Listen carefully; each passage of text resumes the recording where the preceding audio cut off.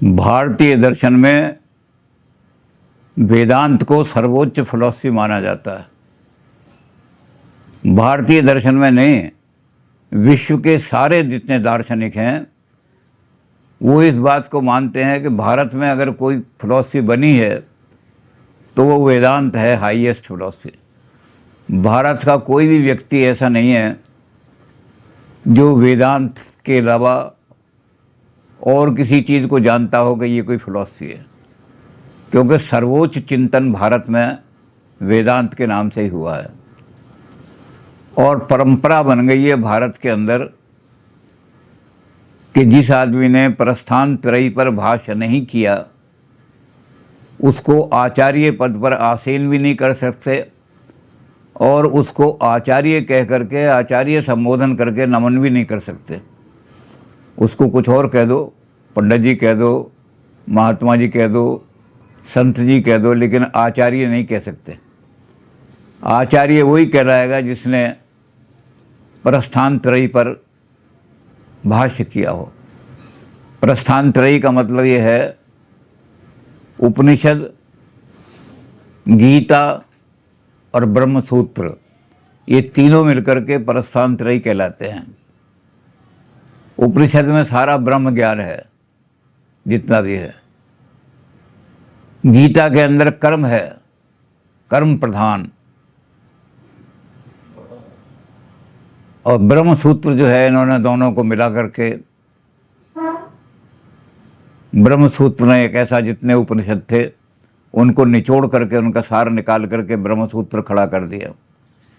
तो इन तीन चीज़ों को मिला करके प्रस्थान त्रयी कहा जा सकता है।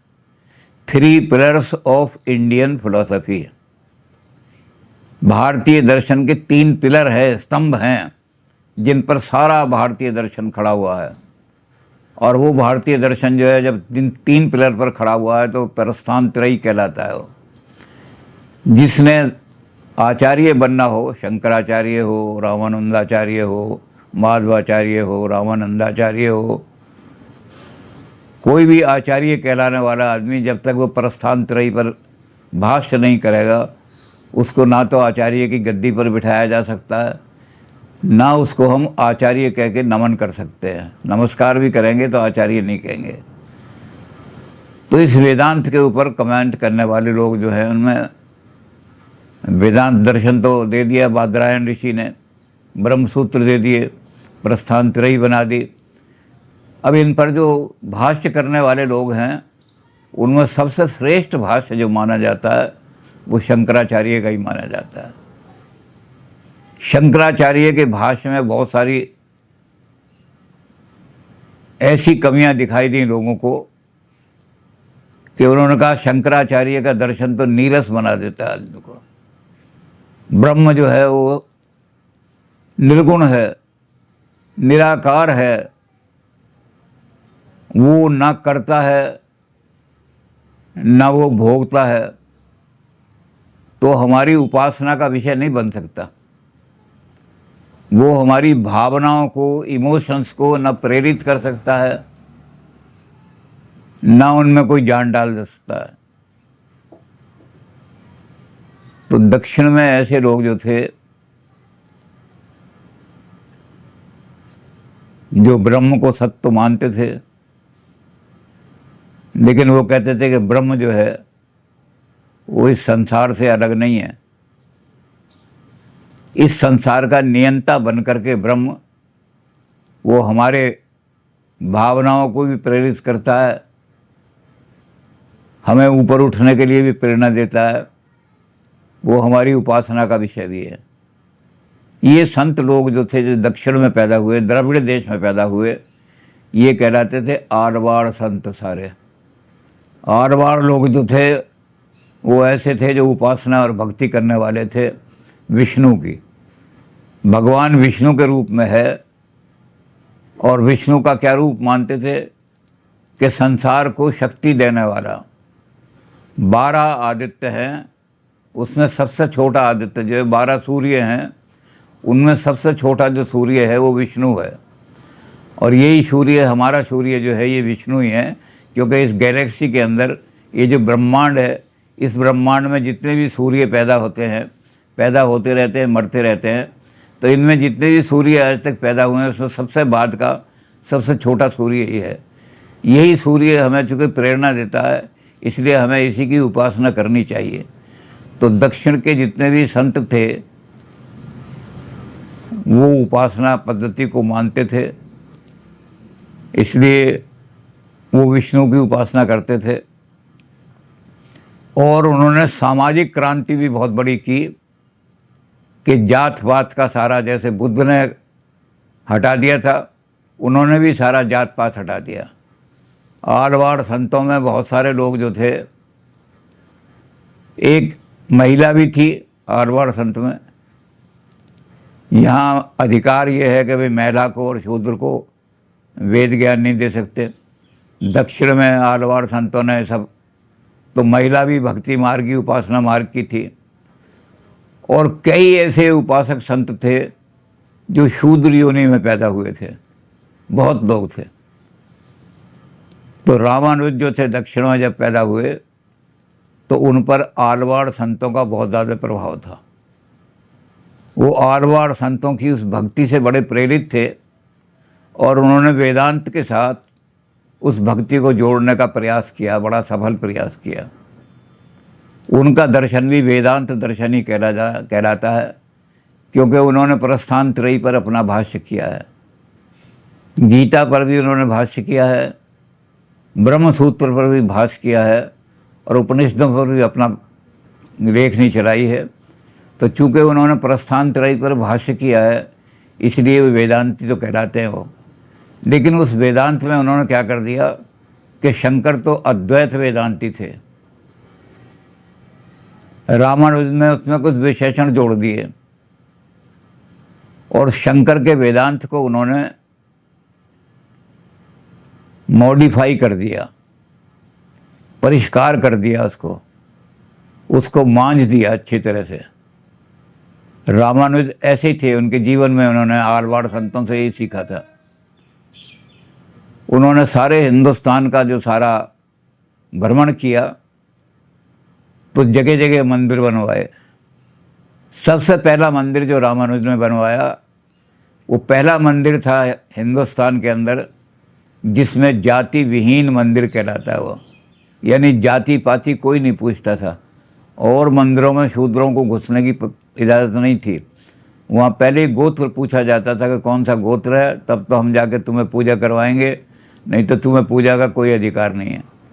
रामानुज ने पहला मंदिर स्थापित किया जिसके अंदर जाति विहीन मंदिर कहलाता है, और ऐसे मंदिर बहुत बनाए। रामानुज स्वयं भी ये करते थे कि वो जब नहाते थे नदी में,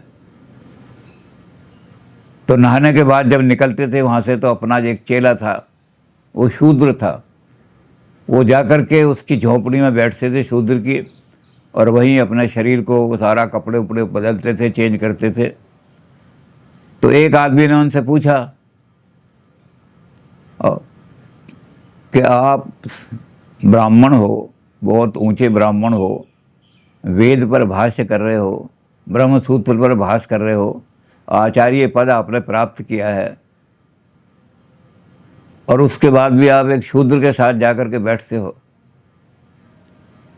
तो उन्होंने कहा कि भाई मुझे हर जगह ब्रह्म दिखाई देता है, मुझे जाति दिखाई नहीं देती, मुझे ब्रह्म दिखाई देता है। और संसार को ये बताने के लिए कि सबको ब्रह्म समझो, जाति का अहंकार छोड़ दो कि मैं ब्राह्मण हूँ, ऊंचा हूँ, ये शूद्र है, नीचा है, इस अहंकार को छोड़ के हर जगह आपको सर्वम खलु इदम ब्रह्म, सारा ब्रह्म ही ब्रह्म है और कुछ नहीं है। खलु इदम, जो कुछ भी हमें दिखाई देता है इसमें सब ब्रह्म व्याप्त है। ये वेद वाक्य हैं, उपनिषद के वाक्य हैं।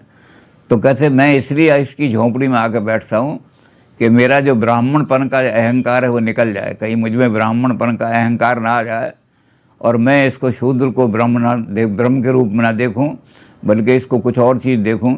इसलिए इस बात को करने के लिए, अहंकार का नाश करने के लिए मैं इसकी झोंपड़ी में आकर बैठता हूँ और मुझे ये ब्रह्म रूप दिखाई देता है। तो शंकराचार्य ने, उन्होंने रामानुजाचार्य ने वो जो ब्रह्म का ज्ञान था उसको व्यापक दृष्टि से ला करके व्यवहार में उतार दिया। ब्रह्म जिज्ञासा नहीं है, थ्योरी का विषय नहीं है, ब्रह्म प्रैक्टिकल विषय है। उसको अपने जीवन में कैसे उतारोगे, इसलिए उसको अपने जीवन में उतारने की कोशिश करो, ब्रह्म को अपने जीवन में लाओ। और जब जीवन में ले आओगे तो आपको हर जगह ब्रह्म, हर आदमी में ब्रह्म दिखाई देने लगेगा। ये आपकी साधना पूरी हो जाएगी उस समय। तो रामानुज जो हैं यहाँ से लेकर के चले, आकर के उन्होंने जो शंकर का वेदांत था उसके अंदर, रामानुज को समझने के लिए शंकर के वेदांत से कंपेयर करना पड़ता है उनको। शंकर कहते थे कि ब्रह्म जो है अभेद है, उसके अंदर किसी प्रकार का कोई भेद नहीं है। रामानुज ने कहा कि भेद की परिभाषा क्या है, भिन्नता तुम किसको कहते हो? तो उन्होंने कहा भगवान के अंदर, ब्रह्म के अंदर ये देखने के लिए कि ब्रह्म अभेद है, हम ब्रह्म की स्वभाव को जब देखते हैं तो पता लगता है कि भेद 3 तरह का होता है। एक तो होता है सजातीय भेद, अपनी जाति के लोग, बहुत सारे घोड़े हैं और घोड़ों की एक ही जाति है, तो उस जाति के अंदर भी भेद होता है कि कोई घोड़ा सफ़ेद होगा, कोई घोड़ा लाल होगा, कोई घोड़ा ऐसा होगा कि आधा हिस्सा पीछे का थोड़ा सा काला हो गया गहरा और बाकी हिस्सा लाल हो गया। तो ये सजातीय भेद कहता है। ब्रह्म के अंदर सजातीय भेद नहीं है, क्योंकि ब्रह्म की कोई जाति नहीं है। बहुत सारे ब्रह्म हो तो हम कहेंगे कि ये सजाति ब्रह्म की जाति है, इसमें से ये ब्रह्म जो है ये हमारा ब्रह्म है।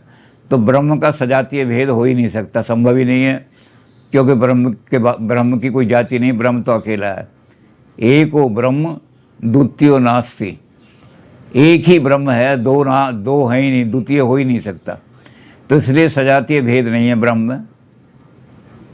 भेद से ऊपर अगर उठाना है, फिर समझना है तो समझो कि कौन सा भेद है जो ब्रह्म में नहीं है। तो सजातीय भेद ब्रह्म में नहीं है।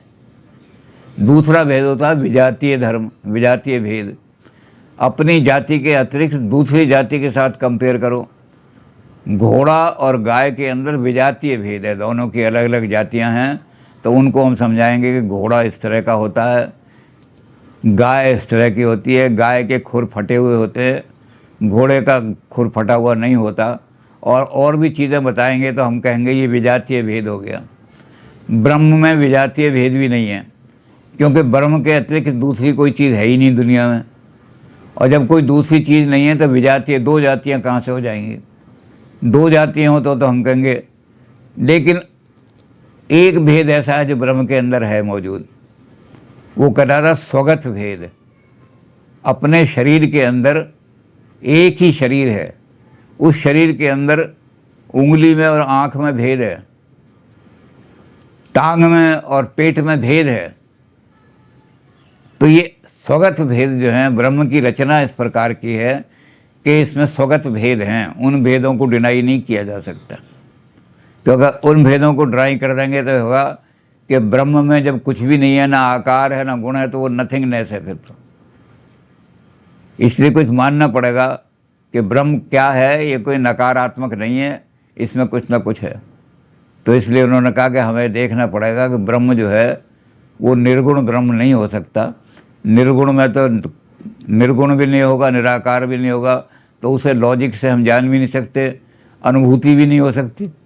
जिसका कोई गुण ही नहीं है, जिसका कोई आकार ही नहीं है, उसको कैसे अनुभव करेंगे हम? तो इसलिए हम ये कहेंगे कि कोई चीज़ ऐसी ज़रूर है जो अनुभूति का विषय बन सकती है, और वो अनुभूति का विषय जो है वो अनुभूतियों से जुड़ा हुआ वो कोई ना कोई गुण होगा। तो ब्रह्म के अंदर क्या है कि ये प्रकृति और जीव, ये ब्रह्म के 2 पार्ट हैं, इनमें आपस में भेद है, दोनों पार्टों में भेद है। एक जड़ है, एक चैतन्य है, ये दोनों ही ब्रह्म के भेद हैं। ये ब्रह्म के शरीर के अंदर मौजूद हैं दोनों।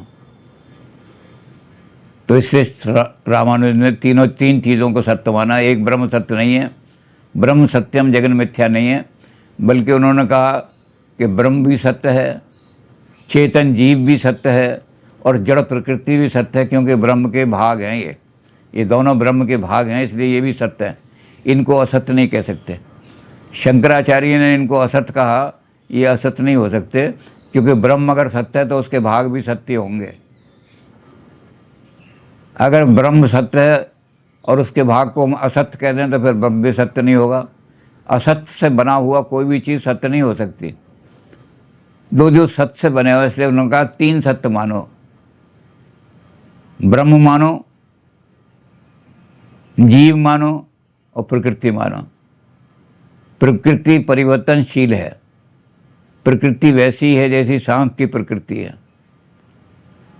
इसलिए जो जगत जो है ये प्रकृति का परिणाम है। और प्रकृति का परिणाम क्या हुआ? प्रकृति ब्रह्म का अंग है। इसका मतलब सांख तो प्रकृति को परिणामी मानता था, रामानुज ने ब्रह्म का परिणाम बता दिया कि जगत ब्रह्म का परिणाम है। जगत इस जगत का कारण, ब्रह्म जिस जगत का कारण है, ब्रह्म कर्ता भी है और ब्रह्म दृष्टा भी है। शंकराचार्य ब्रह्म को कर्ता नहीं मानते, ये कहते हैं ब्रह्म कर्ता है। वो जो ब्रह्म के शरीर के अंदर एक पार्ट है जिसको हम अजड़, उसको जड़ कहते हैं, वो परिवर्तन होकर के जगत बन जाता है। तो ब्रह्म परिणामी है, ब्रह्म के अंदर परिणाम होता रहता है, परिवर्तनशील है। लेकिन वो परिवर्तनशील से कोई अन्य चीज़ नहीं बनता, अपना ही जो शरीर है उसको रूप बदलता रहता है। तो इसलिए रामानुज ने क्या कर दिया, ब्रह्म को निर्गुण की बजाय सगुण बना दिया। और चूंकि जो ब्रह्म है ये दो चीज़ों से विशिष्ट हो जाता है, दो चीज़ें इसके ऐसे विशेषण हैं जो अभियोज्य हैं, इससे अलग नहीं हो सकते।